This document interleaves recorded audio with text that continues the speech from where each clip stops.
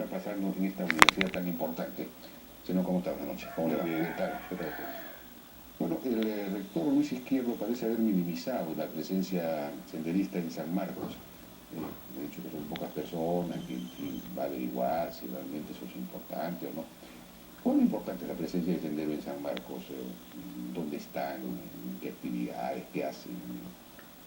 De hecho, hay presencia de sendero en San Marcos y en el fondo aquello no debe extrañar porque se trata de un espacio muy sensible al tema político y por tanto de alguna manera refleja los sujetos políticos que hay en el país, lo cual no significa que haya que minimizar su presencia como lo hace el rector.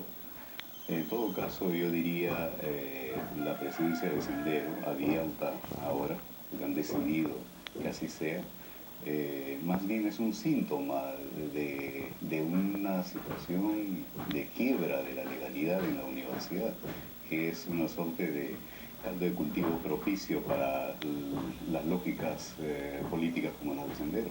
¿Quiebra de la legalidad? ¿Se refiere usted que a las elecciones internas? Parece que ha habido mucha crítica a la manera como se maneja en ese proceso. Pero claro, en toda colectividad hay normas básicas que rigen la conducta de sus integrantes y las relaciones entre ellos.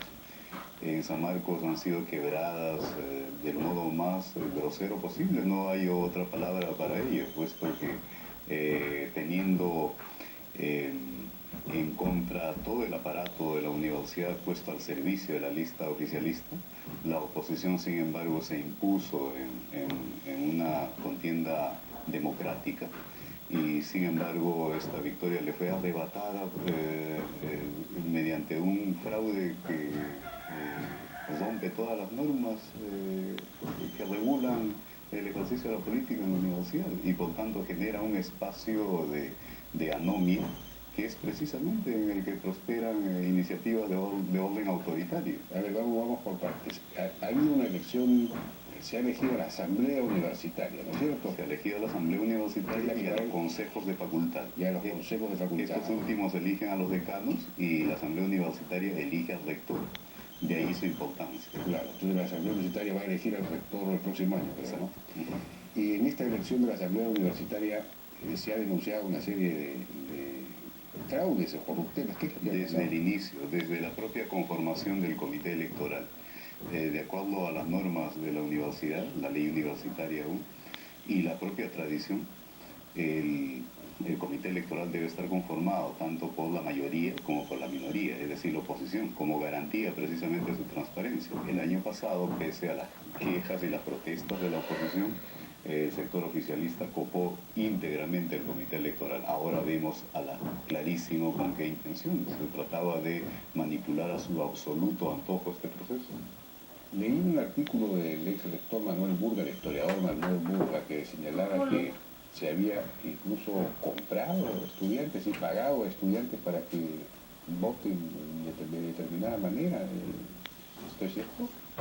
En todo caso, se trata de versiones que circulan de continuo por la universidad y que resurgen en las actuales circunstancias. En la Facultad de Economía, por ejemplo, los estudiantes convocan un referendo. El candidato de la oposición es Humberto Campodónico. Obtiene en ese referendo 730 votos redondos.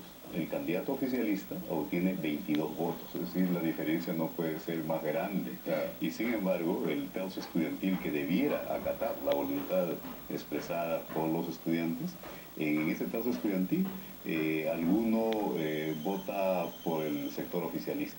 Los estudiantes, el día en que ocurrió esto, andaban siguiendo a esta persona con ánimos de lincharlo literalmente, ¿no?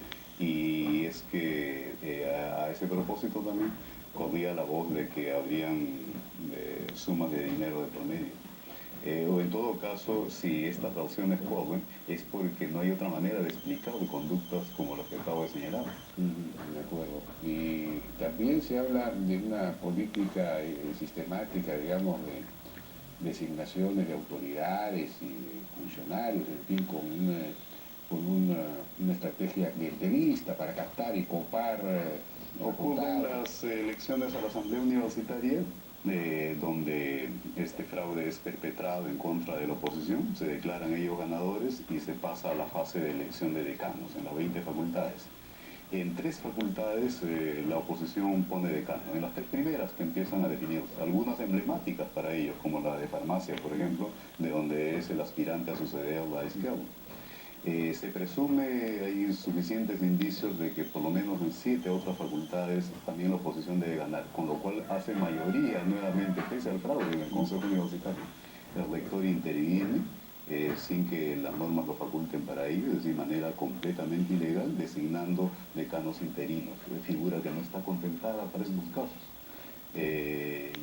Y les otorga un mandato de monitorear el proceso, del cual muchos de ellos son candidatos. Es decir, el gato del vencero. No puede ser, es una cosa increíble. Bueno, ¿y hay alguna relación con este grupo, entre el rector y este grupo senderista, o digamos,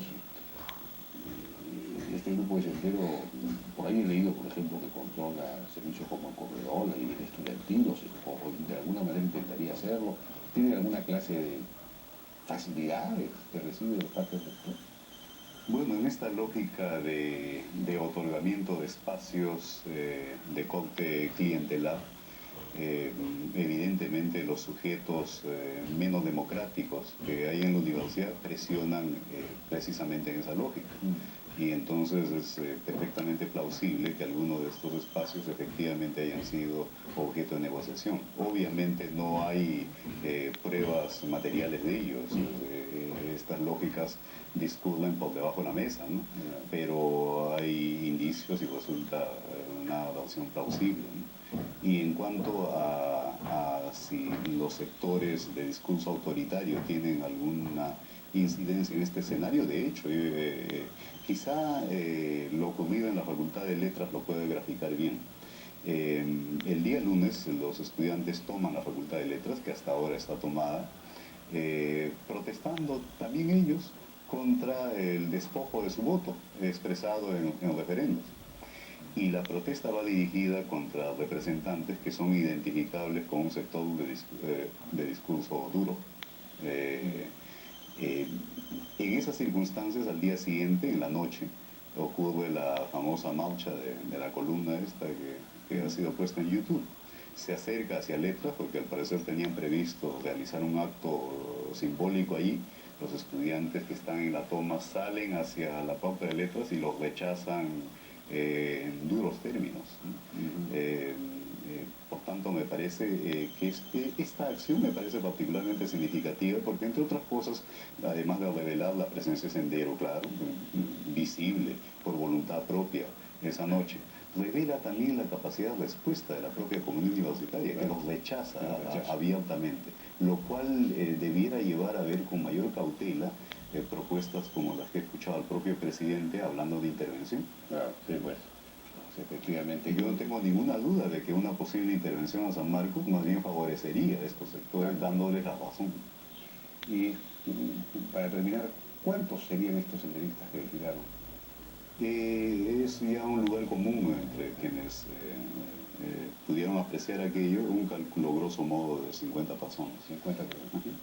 ¿Todos estudiantes o gente de fuera de la universidad? Es difícil saber aquello, porque para empezar ya la oscuridad iba ganando terreno y lo que sí se notaba es que era gente bastante joven, lo cual hace plausible también que algunos pudieran ser no solo universidades, sino de academias, ¿no? Porque en ese ámbito Sendero igual tiene un trabajo político. De acuerdo. Bien, Zenón de Paz, muchísimas gracias por su participación. Ahora ahí, el director de la Escuela de Filosofía de la Universidad de San Marcos. Vamos a una pausa, regresamos ahora con el general Juan González, ex jefe de la DIRCOTE.